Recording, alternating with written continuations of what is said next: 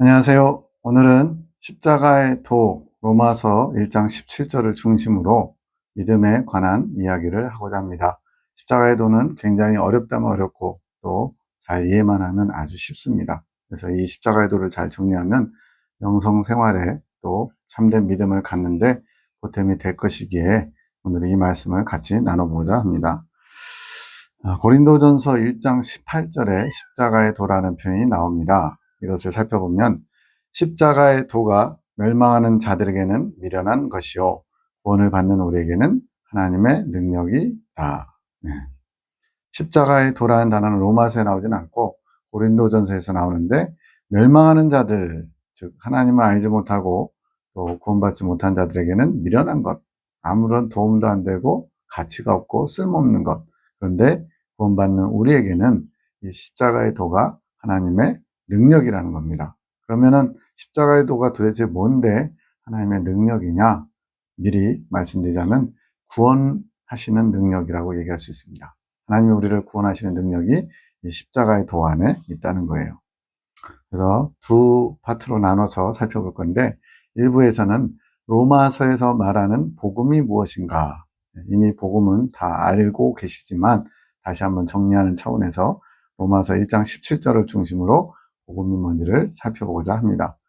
복음에는 하나님의 의가 나타나서 믿음으로 믿음에 이르게 하나니 기록된 바 오직 의는 믿음으로 말미암아 살리라함과 같으니라. 이미 저의 다른 영상들에서 많이 로마서 1장 17절을 언급하고 있습니다. 그만큼 중요합니다. 저는 개인적으로는 로마서의 가장 중요한 구절이 1장 17절, 이것만 잘 알면 로마서 전체를 관통하는 하나님의 뜻, 구원을 통한 구원을 이루는 믿음을 통한 구원에 관해서 정리할 수 있을 거라고 믿습니다.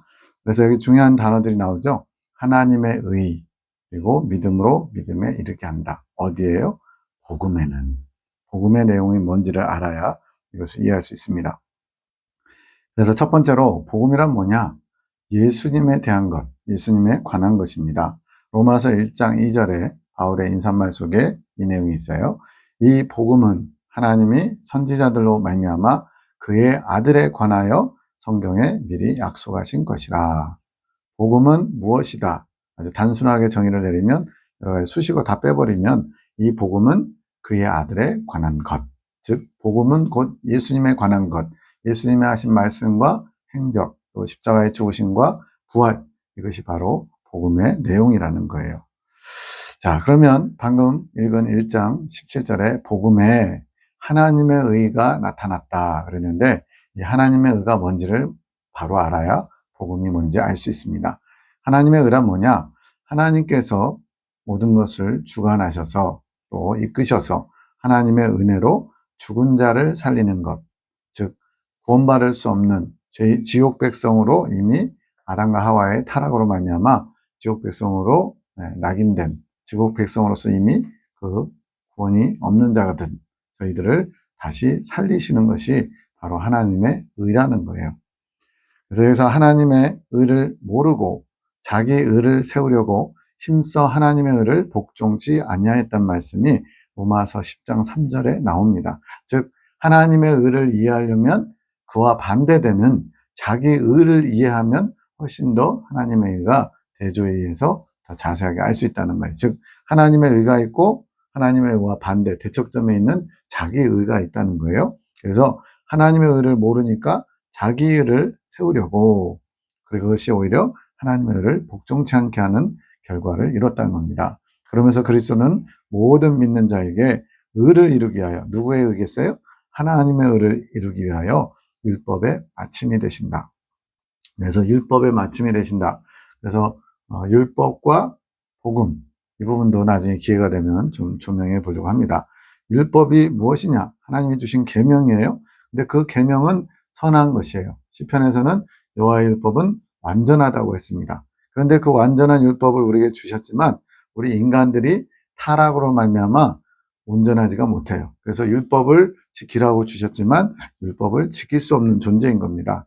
즉 애쓰고 힘써도 우리 안에 죄성, 7종 죄성이 있는 한 그 율법을 온전히 지킬 수가 없는 거예요. 물론 겉으로는 비스무리하게 흉내내거나 또는 지키는 것처럼 보일 수 있어요. 그걸 잘하는 사람들이 누구냐면 바로 율법의 대가들인 바리새인들입니다. 그들이 바울의 고백처럼 율법의 의로는 흠이 없을 정도로 겉으로 드러난 율법을 지키는 것, 어떤 정해진 원칙과 그런 것들을 잘 지켰다는 거예요. 그런데 그렇게 해도 결코 하나님 앞에 의롭다 하심을 얻지 못하는 겁니다. 그래서 성경에도 예수님의 비유 중에 뭐가 나와요? 바리새인과 또 세리가 나오는데 둘 다 하나님께 기도하는데 세리는 자신이 죄인이란 걸 알고는 고개도 못 들고 고개를 푹 숙인 채로 눈물을 뚝뚝 흘리면서 주여 저를 불쌍히 여겨 주십시오.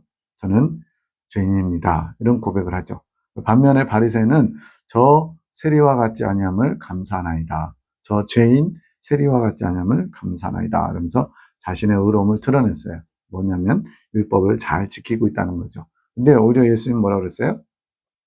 저 바리새인보다 세리가 더 의롭다 하심을 받고 내려갔다 이렇게 말씀합니다. 즉 사람이 보는 의로움은 겉으로 드러나는 행위, 행실 이런 것들을 의로우냐 안 의로우냐의 판단으로 삼는데 하나님은 그런 겉으로 드러나는 행위가 아니라 내면에 정말 마음 중심에 하나님을 의지하고 하나님 앞에 죄인임을 고백하고 저는 죄인이고 아무것도 아닌데 주님의 자비와 긍휼, 은혜로 저를 살려주십시오. 이렇게 주님 앞에 죄인됨을 고백하는 것이 훨씬 더 의롭다는 거예요. 그래서 우리는 하나님의 의와 자기 의를 잘 알아야 되는데 대표적인 바리새인들이 바로 자기 의를 세우는 힘쓴 그런 사람들이에요. 그래서 본인들은 율법의 의로는 흠이 없다 할 정도로 철저하게 율법을 1.1회까지도 다 지켰어요. 철저하게 지켰어요, 진짜. 박하와 향과 근처에 11조를 드리고 일회에 2번 금식하고 구제에 힘쓰고 삶 자체가 말씀과 기도에 전념하는 삶. 네, 어떻게 보면 종교인으로서 굉장히 바람직한데 근데 그것 가지고는 의로워질 수 없다는 겁니다. 근데 오히려 바리새인들은 그걸 잘해서 스스로 의로워졌고 하나님 나라에 들어갈 수 있다라는 자신감을 가지고 있었어요. 그래서 예수님이 왜 율법의 마침이 되신다는 얘기를 했냐면 율법을 바리새인들처럼 그 겉으로 드러나는 율법을 지키는 걸로 의로워지는 게 아니고 예수님을 통해서만이 예수님의 십자가 구원의 대속의 은총만으로 바로 이 하나님의 의를 이룰 수 있다는 것을 말씀하시는 겁니다. 즉 율법을 지켜서 의로워질 수 있다면 그렇게 해야 되는데 타락한 인간으로서는 도저히 그것이 가능하지 않다는 거예요. 그래서 사람이 할 수 없기 때문에 이제 하나님께서 친히 하나님의 아들이신 예수님이 인간의 몸으로 오셔서 이 율법을 완성시키러 오신 거예요. 그래서 예수님께서 뭐라 그래요? 내가 율법을 폐하러 온 것이 아니라 도리어 완전케 하려 왔다는 거예요. 그러다 보니까 시편에서는 여호와의 율법은 완전하다고 그랬는데 영혼을 소송시킨다 그랬는데 그 완전하다고 생각한 율법을 오히려 예수님은 부족하다 말씀하시고 그것을 온전케 하기 위해서 거기에 십자가의 도의 내용을 알아야만 이 하나님의 의가 어떻게 이루어지는지 알 수 있는 겁니다. 그래서 하나님의 의의 대척점에 있는 명제가 뭐냐? 자기의라는 거야, 자기의. 즉, 하나님의 의로 의롭다 하심을 얻는 게 있고, 자기의를 가지고 의롭다 하심을 얻으려고 하는 사람이 있다는 겁니다. 여기서 자기의는 뭔가 지키려고 노력하고 고행하고 열심히 애써 힘써서 실천하려고 하는 것. 그래서 여러분들도 기회가 되면 사마고도 순례자의 길이라는 다큐멘터리가 있습니다. 거기 보시면 티벳 그 불교를 믿는 사람들이 장장 10개월인가요? 8개월인가요? 막 어마어마하게 수천 킬로미터를 이동을 해요. 어떻게? 삼보 일배. 한 발, 두 발, 세 발, 오체 투지. 그래서 손바닥이랑 배 부분이 바닥에 바짝 닿게. 근데 거기가 다 얼어붙은 땅이에요. 거기를 그렇게 삼보일배로 가는 거예요. 그래서 하루에 한 끼인가 저녁 시간에 곡식가루를 푼 것이나 아주 간단한 식사, 소식만 하고 그렇게 바람이 엄청 불고 추운데 텐트 속에서 또 거기 선잠자다시 하면서 그러면서 수개월을 그렇게 가는 겁니다. 근데 왜 그렇게 하냐고 봤더니 구원받기 위해서 자신의 죄를 씻기 위해서 그런다는 거예요. 그것이 바로 여기서 말하는 자기 의로 나는 죄인이니까 죄를 씻기 위해서 뭔가 대가를 치러야 된다. 고행을 해야 된다.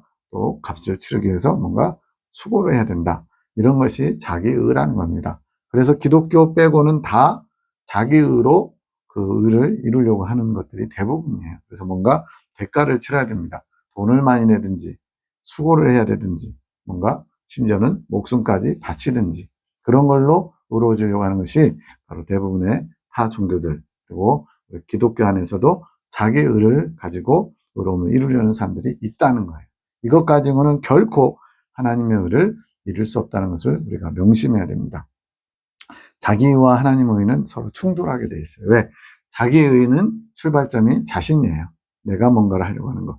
하나님의 의는 출발점이 하나님이세요. 즉 하나님이 해주셔야만 우리는 구원, 의로움에 이룰 수 있다는 것이 십자가의 도의 아주 중요한 핵심입니다.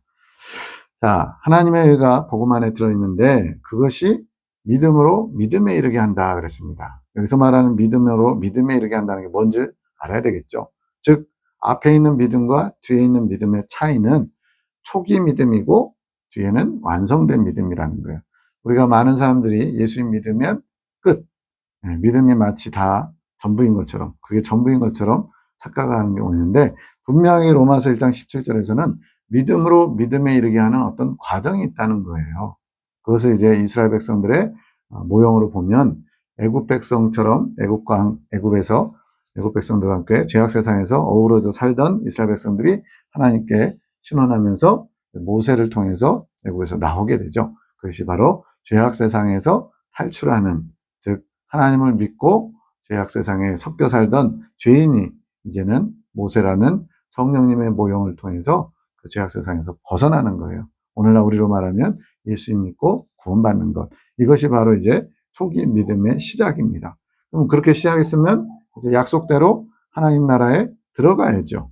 그 하나님 나라는 가나안 땅이 모형입니다. 그러면 애굽에서 나오자마자 가나안 땅으로 곧바로 가야 되는데 그 가까운 아무리 민족이 이동을 해도 길어야 한 달 안에 갈 수 있는 그런 거리라고 볼 수 있어요. 그리고 개인적으로 가면 뭐 며칠 안에 갈 수 있는, 말 타고 달리면 더 빠르겠죠. 그런데 이 과정을 무려 40년 동안 광야에서 뺑뺑이를 돌립니다. 그것이 이제 뭐 정탐꾼들이 40일 동안 정탐하고 와가지고 부정적인 말을 하니까 하루를 1년으로 치고 40년 동안 광야에서 하나님께서 죽게 한다 이런 얘기를 하지만 실제로는 하나님의 백성을 가나안 땅 천국에 들어보내기 위해서 40년 동안 훈련하시는 거예요. 그래서 60만 3,550명 애굽에서 태어나고 애굽의 죄악 세상의 맛을 본 사람들은 다 죽고 여호수아 갈렙 빼고는 다시 다 새롭게 60만 1,730명이 그 입구에서 가나안 들어가기 전에 계수를 하는데 그렇게 다시 새롭게 교체가 되는 거예요. 이것은 우리가 하나님을 믿으면서 우리 안에 있는 육적인 자아들 이런 것들이 다 죽고 새 사람으로 태어나는 하나님 중심의 사람으로 태어난 것을 보여주는 아주 중요한 모형입니다. 이것처럼 광야 연단 과정이라는 것을 통해서 거룩을 이루는 거예요. 우리가 예수님 믿자마자 거룩해졌다. 그럼 이런 과정 필요 없습니다. 예수님 믿었더니 사람이 완전히 180도 달라져가지고 정말 딴 사람처럼 됐다. 그런 예가 극히 드물게 있긴 있어요. 우리나라로 말하면 이제 이세종 상인 이런 분은 머슴으로서 일평생 애쓰고 힘써서 거부가 됐어요. 동네에서 제일 큰 유지가 됐어요. 그런데 어떻게 하다가 복음을 접하고 부자 청년에게 한 말씀, 내 소유를 팔아 가난한 자들에게 다 나눠주고 나를 쫓으라. 그러면 하늘의 부하가 되게 있으리라. 이 말씀이 그 가슴을 쾅 쳐가지고 그냥 그 자리에서 실천하신 분, 뭐 이런 분들이 과연 기독교인 중에 얼마나 되겠어요. 아주 극히 일부죠. 그런 분들 빼고는 또 그분도 마찬가지 그렇게 했지만 중간중간에 또 많은 어려움들이 있었겠죠. 다만 열심히 천국을 사모하면서 예수님의 생명을 얻기 위해서 달려가셨다는 놀라운 그런 과정을 가셨지만 그분도 또한 마찬가지 이런 광야의 정을 다 마쳐야만 하는 거예요. 그래서 이러한 과정이 있다는 것을 우리가 먼저 알아야 되는데 예수님으로 비유하면 예수님이 십자가에 죽으셨어요. 예수님이 죄가 있어서 죽으신 게 아니고 우리와 함께 십자가에서 죽으셨어요. 그래서 갈라디아서 2장 20절이나 이런 데 보면은 내가 그리스도와 함께 십자가에 못 박혔다 이러잖아요. 그게 바로 십자가의 도의 중요한 내용인데 내가 예수님의 죽음에 동참하고 예수님이 3일 동안 음부에 계셔요. 그 다음날 부활하셔도 뭐 아무 문제 없잖아요. 그죠? 그런데 희한하게도 음부에 3일 동안 내려가서서 우리 그 사도신경 고백에서는 빠졌지만 다른 영어 성경이나 이런 데는 나와 있다고 해요. 그래서 그래서 음부는 지옥은 아닙니다. 음부가 성경에는 두 가지로 쓰여요. 하나는 지옥, 하나는 심판대가 있는 영역. 그것을 둘 다 음부로 표현하는데 계시록에 보면 음부라는 단어가 분명하게 음부도 불못에 던지어진다. 불못은 지옥이고요. 여기서 말하는 음부는 지옥이 아닌 그 어떤 장소, 심판대가 있는 영역을 가리킵니다. 즉 음부에 3일 동안 있으시면서 하신 일을 이따가 말씀드릴 거예요. 뭐 하셨는지, 도대체 왜 3일이나 음부에 계셨는지. 그러고 나서 이제 부활하셨어요. 즉 저와 여러분이 우리는 아직 태어나지도 않았는데 하나님 아버지께서 예수님이 죽으실 때 우리도 그와 함께 죽고, 예수님이 음부에 계실 때 음부에 있고, 또 3일 후에 부활하실 때 우리도 같이 태어났다고 하나님이 그렇게 보시겠다는 겁니다. 하나님의 작정이에요. 우리의 의지도 상관없고 태어나지도 않았는데 어떻게 그게 가능하냐고 이런 어떤 이성적인 논리로 얘기하는 게 아니라 주님이 그렇게 보신다는 겁니다. 십자가의 죽으심과 부활, 이 과정처럼 이스라엘 백성들도 애굽에서 노예 생활, 죄의 노예, 마귀의 노예 생활을 하다가 이제 모세의 인도하에 나오죠. 광야 40년 여정을 거쳐서 결국엔 가나안 땅에 들어가게 됩니다. 이때 이제 하나님의 백성이 되고 자유자가 되죠. 마찬가지로 우리 그리스도인들도 예수님 믿기 전에는 지옥 백성과 똑같았죠. 그런데 예수님을 영접하고 나서 구원을 받았어요. 그렇지만 그게 구원의 완성을 이야기하는 게 아니라 구원의 약속을 받은 것이고 시작점이에요. 그래서 광야 40년 여정처럼 우리가 예수님 믿고 신앙생활하면서 계속 날마다 피로 씻는 거예요. 죄를 지을 때마다. 그래서 바울도 뭐라고 그러냐면 나는 날마다 죽노라 그랬어요. 바울처럼 위대한 분도 날마다 육적인 자아들, 하나님 중심적인 것들을 날마다 십자가에 못 박아 죽이는 것을 했다는 거예요. 그래서 한 번 예수 믿으면 끝이 아니고 오히려 시작입니다. 시작. 구원의 시작. 그래서 우리가 구원의 시작, 구원의 과정, 구원의 확정, 더 나아가면 구원의 완성에 이르는 과정이 있다는 것을 잊으시면 안 돼요. 그래서 이러한 과정을 통해서 연단을 받아 정결케 되면 그때 이제 비로소 천국 백성으로 확정이 되는 겁니다. 이런 과정이 필요한 거예요. 그게 바로 믿음에서 믿음으로 이르는 과정이라는 겁니다. 초기 믿음은 어린아이의 믿음이고요. 완성된 믿음은 아비의 믿음이에요. 이것을 계속 살펴볼 겁니다. 네 번째로, 자, 의인이 그러면 뭔지를 잘 알아야 됩니다. 의인이 되어야 되는데 하나님의 의를 덧입은 사람이 의인입니다. 하나님의 의를 덧입었다는 내용은 무슨 말이냐면 나 자신이 처음부터 의롭거나 뭔가 의로울 가능성이 있다는 얘기를 말하는 게 아니에요. 왜냐하면 로마서에 뭐라고 그랬냐면 의인은 없나니 하나도 없다. 모든 사람이 죄를 범하였음에 하나님의 영광에 이르지 못하더니, 즉 아담의 타락 때 우리 모두 다 아담의 허리 아래 있었기 때문에 한 사람도 예외 없이 다 의인이 아닌 거예요. 다 죄인이고 다 원죄를 가지게 되면서 나기도 전부터, 태어나기 전부터 이미 다 죄인으로 낙인이 찍힌 겁니다. 그래서 의인은 하나도 없다고 한 거예요. 즉 인간의 몸을 입고 아담의 핏줄로 태어난 사람 중에 의로운 사람은 한 명도 없는 거예요. 하나님 그렇게 보시겠다는데 누가 뭐라고 할 수 있어요. 그런데 여기서 의인이 된다는 건 뭐냐? 하나님의 의를 덧입는다. 즉 나는 의롭지 않고 죄인이고 더럽고 추한데 하나님의 의가 덧입혀지는 거예요. 그것을 로마서 14절에서 아주 정확하게 말씀합니다. 오직 주 예수 그리스도로 옷 입고 정욕을 위하여 육신의 일을 도모하지 말라. 예수 그리스도로 옷 입는다. 자, 보십시오. 옷이라는 거는 입었다, 벗었다 해요. 근데 입었을 때는 마치 몸과 옷이 한 몸인 것 마냥. 그래서 자기 몸에 맞지 않은 옷을 작은 걸 입거나 너무 큰 걸 입으면 굉장히 불편하거나 어색하죠. 그것처럼 예수님으로 우리 모든 그리스도인들은 옷 입혀지는 거예요. 언제? 출애굽하면서 예수님의 보혈의 은총으로 하나님께서 의롭다 하심을 입혀주는 겁니다. 그걸 여기서는 예수 그리스도로 옷 입는다는 거예요. 의롭다 하심을 입혀주는데 이것이 끝까지 가는 게 아니에요. 중간중간에 훌러덩 벗어버린다는 거예요. 왜 그럴까요?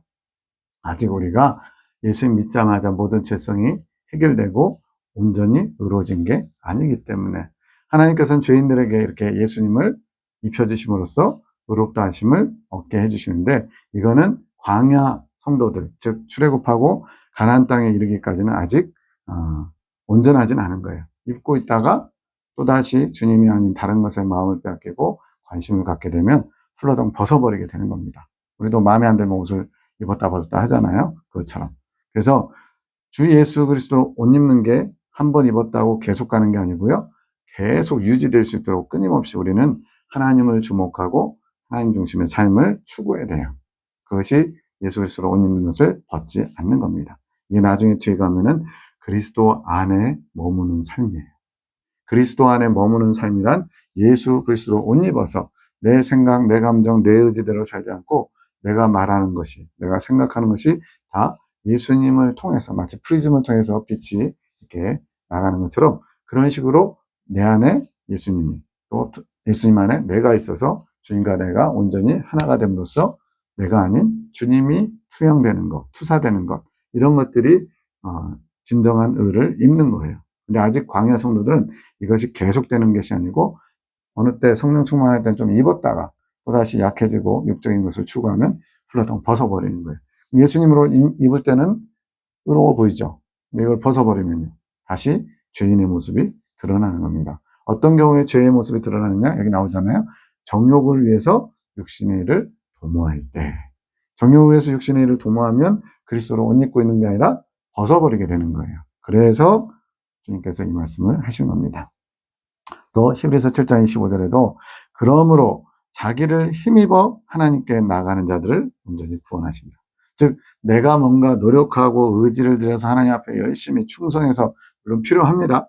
그렇게 사는 게 당연한 거죠. 마땅한 거죠. 그러나 그 이전에 우리가 해야 되는 것은 내 의, 자기 의로 노력하고 수고하는 것이 아니라 예수님을 힘입어 예수님으로 옷 입는 것 이것을 먼저 잘 해야만 하나님께 나아갈 수 있는 거예요.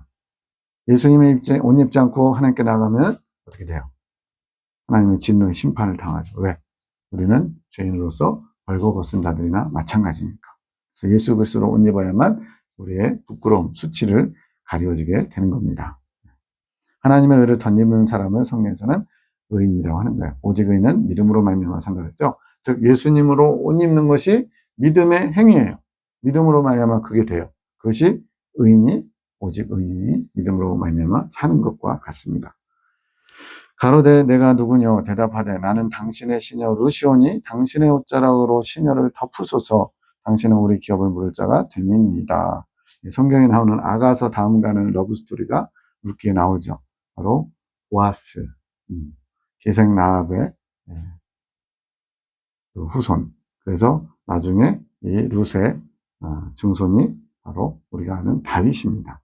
다윗의 증조모인 룻이 모압 사람인데 시어머니 나오미를 따라서 유대까지 오게 된 거예요. 그러면서 이제 말 그대로 품앗이를 하게 되는데 이삭 죽기 떨어진 거 주워가지고 시어머니를 공개하는데 시어머니의 지시를 받아서 이제 보아스가 기분 좋게 술을 한잔하고 취해서 그 바깥에서 우리로 말하면 이제 여름에 더우니까 마당에서 자는 것처럼 그럴 때 슬며시 보아스의 품에 들어가라고 지시합니다. 시어머니도 대단하고 또 시키는 그 시어머니의 말대로 하는 룻 며느리도 대단한데 그때 보아스가 이제 자다가 깨가지고 깜짝 놀란 거예요. 네 누구간데 이러고 있냐고. 그랬더니 저는 룻입니다. 당신의 시녀이 오니 당신의 옷자락으로 덮어주세요. 그랬더니 보아스가 이미 알고 있었던 거예요. 룻의 그 효행, 시어머니 나오미를 정말 사심없이 돌보면서 그 늙으신 어머니를 위해서 여기까지 아직 청춘인데 젊은데 남편도 없이 정말 늙은 나오미를 섬기기 위해서 여기까지 따라왔다는 것을 알고 있었던 보아스가 나중에 룻을 아내로 취하게 되죠. 여기서 당신의 옷자락으로 시녀를 덮으소서 이 표현이 참 멋져요. 그리스도의 옷자락으로 우리를 덮으소서. 아까 예수 그리스도로 옷 입고라는 표현 있죠? 그거하고 딱 맞아떨어져요. 이 보아스는 바로 다윗의 후손으로 오시는 예수님, 그것을 상징하는 거고요. 바로 이 룻은 구원받은 이방인, 모압 사람이에요, 모압 사람. 그런데 놀랍게도요, 신명기 23장 3절에 암몬 사람과 모압 사람은 여호와의 총에 들어오지 못하리니 영원히 여호와의 총에 들어오지 못한다. 하나님이 선언하셨어요. 이게 왜 그러냐면 이스라엘 백성들이 광야 40년 전 말미에 모압과 암몬의 땅을 통과해서 가야 되는데 이 모압과 암몬은 잘 아시는 것 같이 아브라함의 조카 롯의 후예들이거든요. 그래서 이 후예들의 그 후손인데 롯의 후손인데 그들이 이스라엘의 협력자가 된 게 아니고 해방자가 돼버렸어요. 그래서 통과시키지 않는 겁니다. 그런 상황에서 지금 모압은 영원히 여호와의 총회, 즉 하나님 믿는 백성이 될 수 없다라고 하나님 선언하신 게 이 신명기 23년. 하나님이 선언하신 거니까 누가 막을 수 있어요? 놀랍게도 아까 말씀드린 룻이 모압 여인 룻이에요. 그럼 뭐 이거 어떻게 받아야 되나요? 하나님 분명 신명기에서는 모세 시대에 모압 사람은 하나님의 총에 들어오지 못한다. 하나님 백성이 될 수 없다 선언했는데 모압 여인 룻이 하나님의 총에 들어올 뿐더러 더 나아가 다윗의 증조모가 돼요. 기가 막힌 일이죠. 이것이 어떻게 가능하냐? 하나님이 절대자시니까, 절대자는 당신이 기준이에요. 그분이 옳다 그러면 옳은 거고요. 아니라 그러면 아닌 거예요. 우리는 이러한 관념을 가져야 됩니다. 이게 하나님 중심의 관점이에요. 그래서 하나님께서 이렇게 비록 모압의 하나님 백성이 될 수 없다라고 선언하셨지만 그 선언마저도 하나님을 깨트릴 정도로 바로 모압 여인 룻의 그 아름다운 효행과 품성이 하나님의 마음을 움직인 겁니다. 근데 그것을 왜 그렇게 됐냐?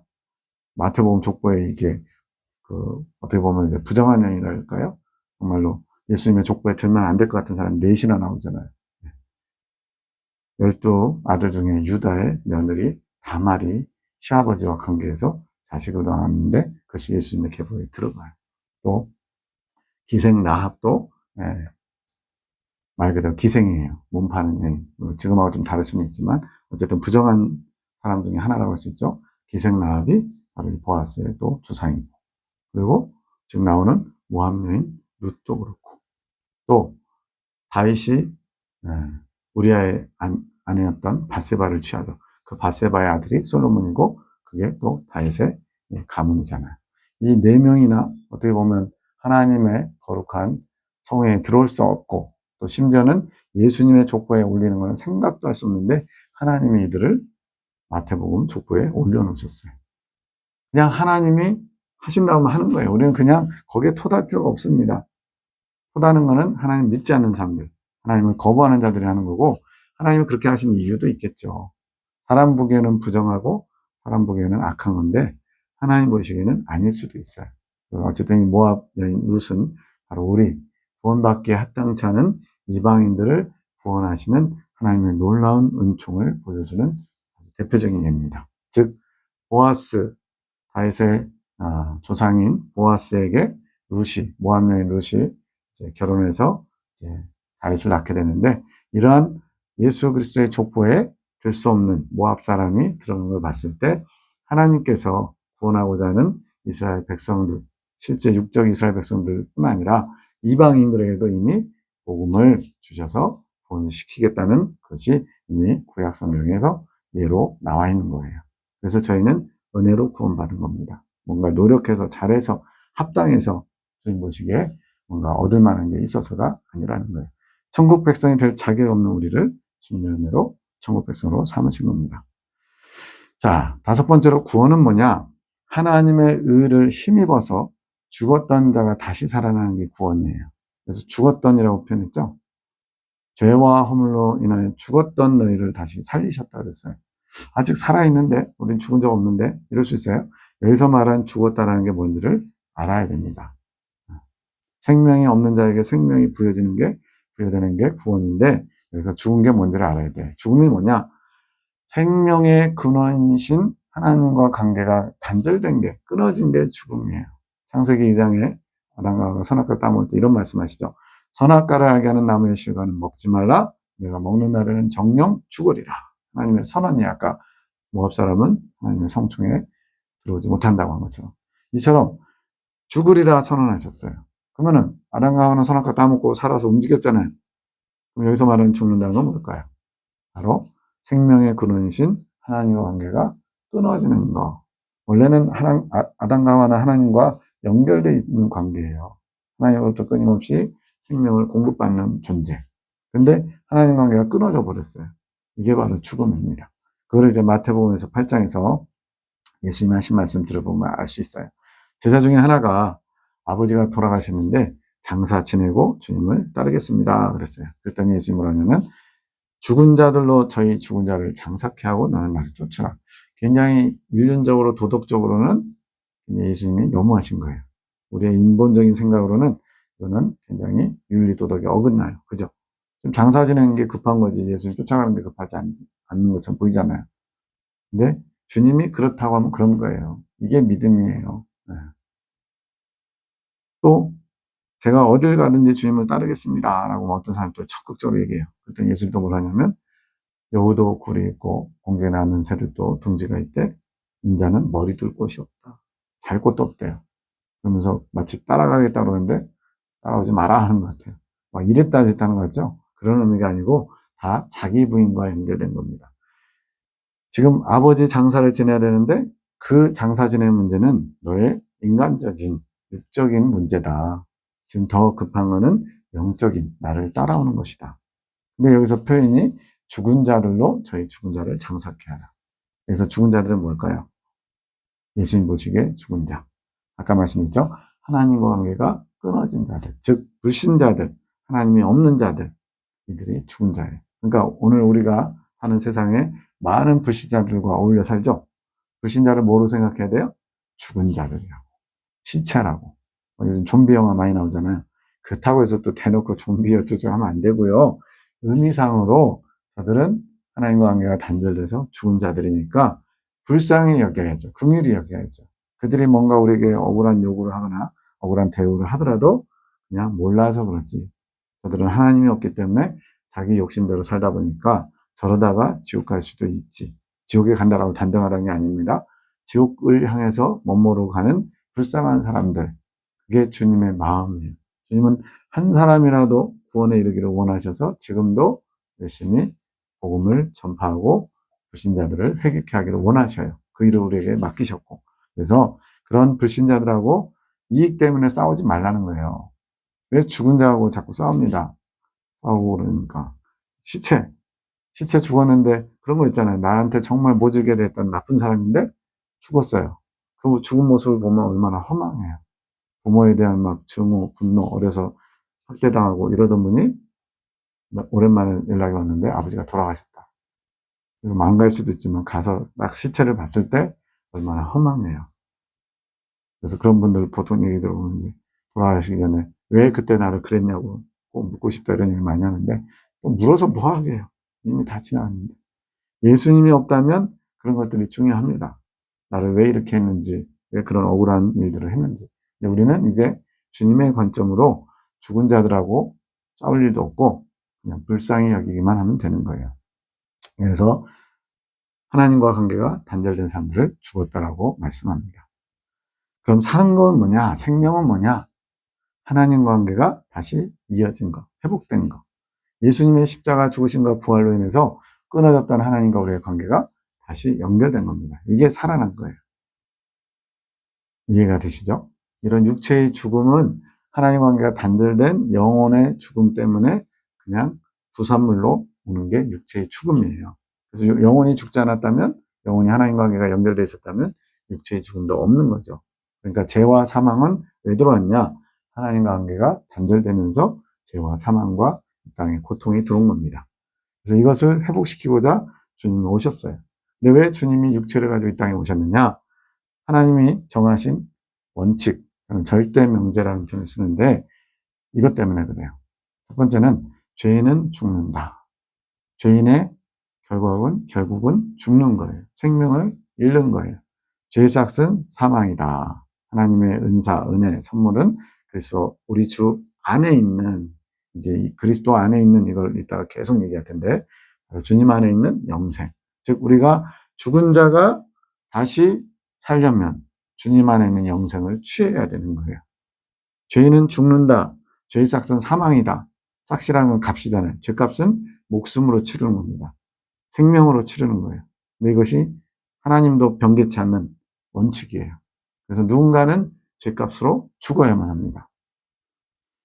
죄값은 오직 생명으로만 대가를 치러야 된다. 이게 하나님 정하시는데 피는 생명이다. 이 표현이 창세기 9장, 레위기 17장, 또 신명기에 다 표현되어 있어요. 피에는 생명이 있대요. 생명의 근원이 피래요. 그래서 율법을 따라 거의 모든 물건이 피로써 정결케 되나니 피 흘림이 없은즉 사함이 없다. 피 흘린다는 말은 뭐 이렇게 손가락 베어가지고 피 나는 거 이거 얘기하는 게 아니에요. 피를 흘리는 것은 말 그대로 목숨을 잃는 겁니다. 즉 죽음 없이는 죄사함을 받을 수 없다. 그래서 죄값은 반드시 목숨으로 갚아야 된다. 그래서 예수님이 오신 거예요. 구약에서는 레위기 16장에 대속제일이라고 해서 1년에 한 차례 온 이스라엘 백성들의 죄를 사하는 그런 속죄 제사를 지냅니다. 대속제절이라고 그래요. 그때마다 1년에 한 번씩 꼭 제사를 지내서 온 이스라엘 백성들이 범한 죄를 한 번에 다 사하는 제사를 드려요. 속죄제와 번제로 이루어져 있는데, 근데 이것이 영원하지가 않아요. 그래서 1년에 한 번씩 매번 반복돼야 돼요. 말 그대로 유통기한이 1년입니다. 1년 지나면 다시 또 그 제사를 돌려서 죄 문제를 해결해야 돼요. 이것이 계속 구약 때 반복되다가 예수님이 오셔가지고 요한복음 6장 53절에 내가 진실로 진실로 너희에게 이르노니 인자의 살을 먹지 아니하고 인자의 피를 마시지 않으면 너희 속에 생명이 없느니라. 예수님의 살과 피를 먹고 마셔야 된대요. 우리에게 막 살을 떼주나요? 식인종이 다라는 얘기가 아니고 이걸 유대인들이 이해 못한 거예요. 우리를 식인종으로 하는가 뭐 이런 얘기도 나와요.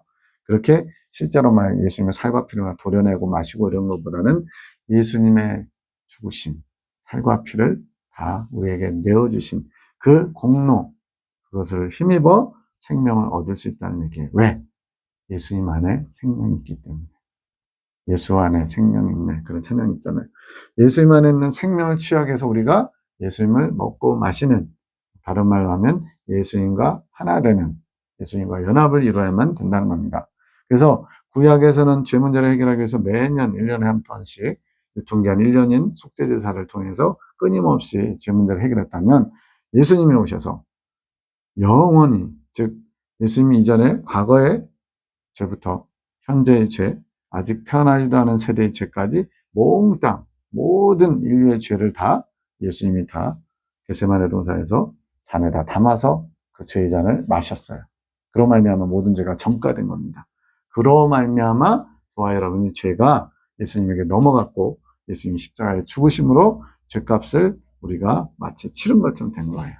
그것이 이제 십자가의 핵심인데 예수님 안에서 내가 함께 십자가에 죽은 겁니다. 즉 죄값을 치른 거예요. 죽어야만 된다고 했죠, 죄값은. 그리고 예수님이 다시 부활하실 때 그분 안에서 영원한 생명으로 부활하게 되는 겁니다.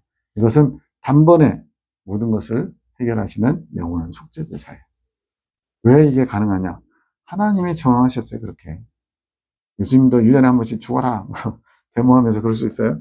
근데 절대자이신 모든 것에 근원 되시고 원칙, 기준을 세우시는 분이 예수님 안에서 모두를 다 죽이시고 또 예수님 부활하실 때 다 살리셨다는데 뭐 어쩌겠어요.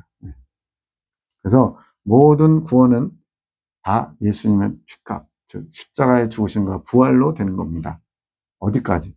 창세 때부터, 즉 아담과 하와의 죄도 예수님의 십자가 죽으심과 부활로 죄값을 치르게 되는 거예요.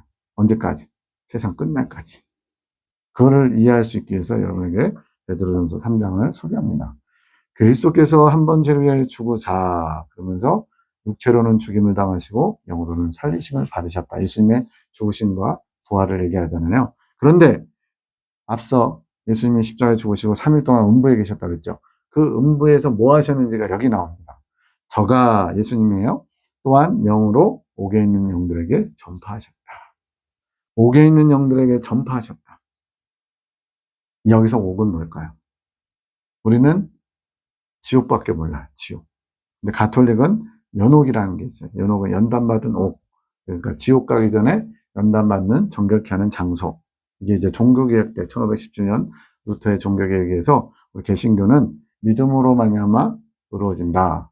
믿음으로 말미암아 구원받는다. 오직 성경, 오직 믿음, 오직 은혜. 이 세 가지 기체 때문에 가톨릭에서 그 연옥교리 때문에 면죄부를 팔았잖아요.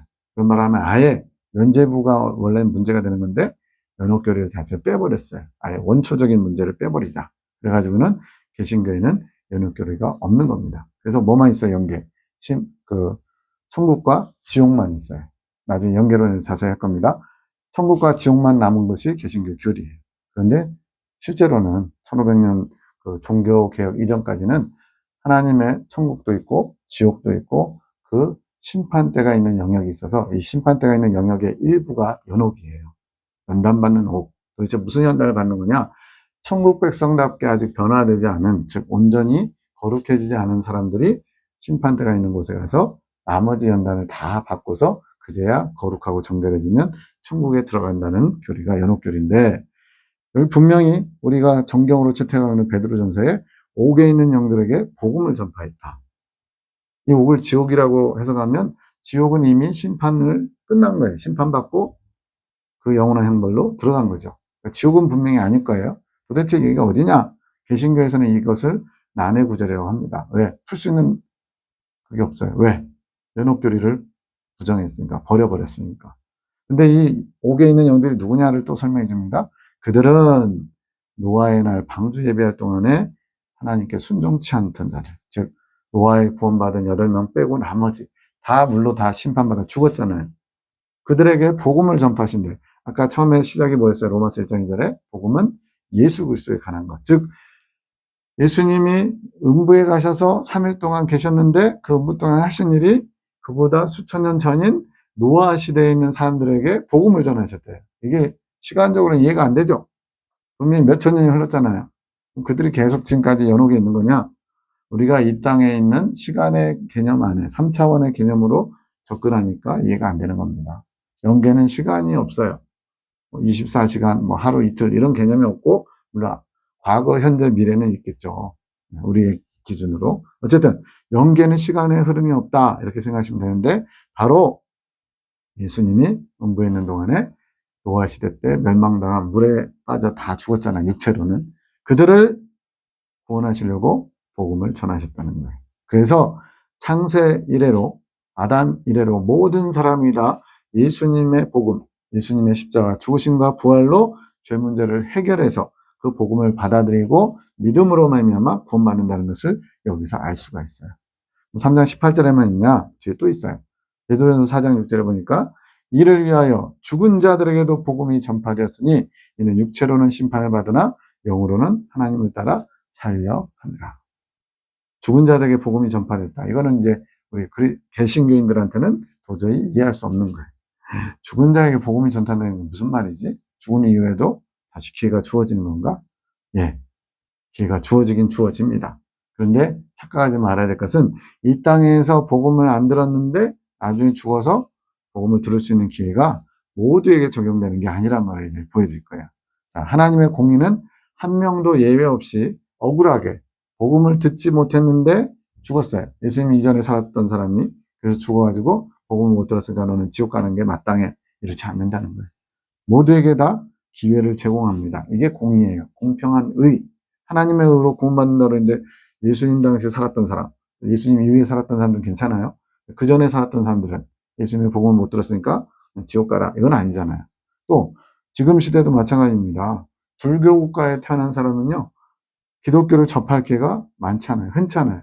우리나라에서는 그래도 기독교가 많이 왕성해서 기회가 많이 있잖아요. 근데 거의 못 듣는 사람들도 있을 수 있어요. 섬나라인데 거의 다 불교입니다. 밖으로 나간 본 적이 없어요. 그 사람들에게는 어떻게 해요? 그래서 어쨌든 공평하게 복음을 들을 수 있도록 기회를 주시는데 누가복음에 그 예가 잘 나옵니다. 누가복음 20장에 잘 아시는 거지 나사로와 부자의 비유가 나와요. 네. 아브라함이 거지가 죽어서 아브라함의 품에 안겨 있어요. 이건 천국에 갔다는 얘기고요. 부자는 거지를 돌보지 않다가 지옥에서 혀에 물 한 방울만 떨어지면 소원이 없겠다 할 정도로 극심한 고통 가운데 있습니다. 그러면서 대화가 이루어져요. 저 거지 나사로, 품에 있는 나사로를 보내서 물 한 방울만 좀 떨어뜨려 주세요. 그랬더니 너는 살았을 때 내 좋은 것을 받았고 나사로는 고난을 받았으니 이렇게 되는 게 맞다는 거예요. 자, 여기서 초점은요. 너는 예수님 안 믿었고 얘는 예수님 믿었으니까 구원받아. 이런 개념이 아니에요. 예수님의 이 비유 안에 초점을 잘 알아야 됩니다. 믿음으로 구원받는다에 초점이 있는 게 아니라 지금 이런 상황 속에서 예수님 말씀하시고자 하는 목적이 있어요. 그러면서 와서 이렇게 좀 거지나사로 물 한 방울 떨어뜨리라니까 뭐라고 하냐면 빨간색 보세요.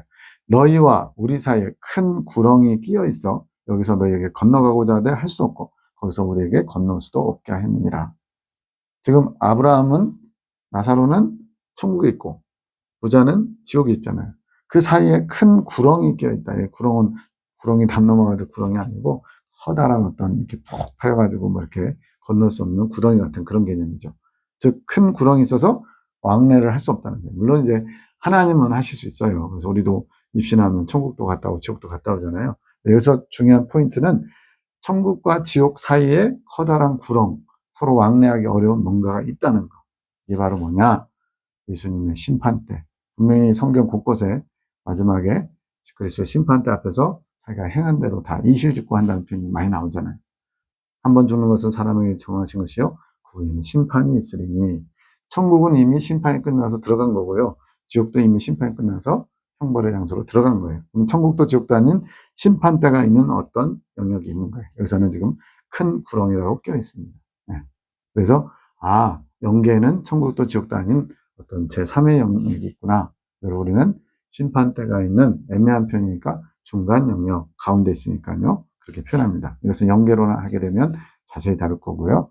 자, 그러면서 이제 그렇다면 내 형제들 중에 나처럼 믿지 않고 자기가 옳은 줄 알고 잘 살고 있는 사람들이 많은데 그들에게 이 거지 나사를 다시 살려보내서 그들에게 내가 이런 고통당하는 걸 알려주고 오지 않도록 해주십시오. 본인의 일신을 생각하지 않고 자기 형제들을 생각하는, 아직은 덜 타락한 거예요. 아직 덜 익었어요. 그러다 보니까 이제 또 아브라함이 얘기합니다. 그럴 필요 없어. 그들에게는 모세와 선지자도 있어. 아닙니다. 그래도 다시 보내시면 죽었다 살아나면 있지 않겠습니까? 그랬더니 하신 말씀이 31절이에요. 모세와 선지자들에게 듣지 않으면 비록 죽은 자 가운데서 살아난 자가 있을지라도 고난을 받지 아니하리라. 그래서 모세와 선지자는 모세 오경과 그 이외에 있는 구약 성경을 가리키는데, 이런 말씀들, 즉 하나님의 말씀을 전파하는데 듣지 않으면 죽은 자가 살아나도 듣지 않는다. 이게 아주 중요한 원리인 게, 이 땅에서 예수님을 믿지 않아요. 그러면 저 세상에서 예수님을 믿을 수 있는 기회, 그게 주어지지 않은 사람에게는 아까처럼 죽은 자들에게도 복음이 전파되는 기회가 있는데, 이 땅에서 예수님에 대해서 들었거나 또 복음을 접할 기회가 있었는데 스스로 거부했어요. 그러면 지금 이것처럼 듣지 않는다. 이것이 영계의 원리입니다. 그래서 복음을 접한 가족이나 이런 분들이 아직도 구원받지 못했던, 우리는 힘써 이 땅에 사는 동안에 복음을 전해야 돼요. 영계에서 죽은 자들에게 다시 한번 기회를 주는 건 복음을 들을 기회 없는 자에게 하나님의 공의로 허락하시는 거예요. 그래서 그걸 기대하면 큰일 납니다.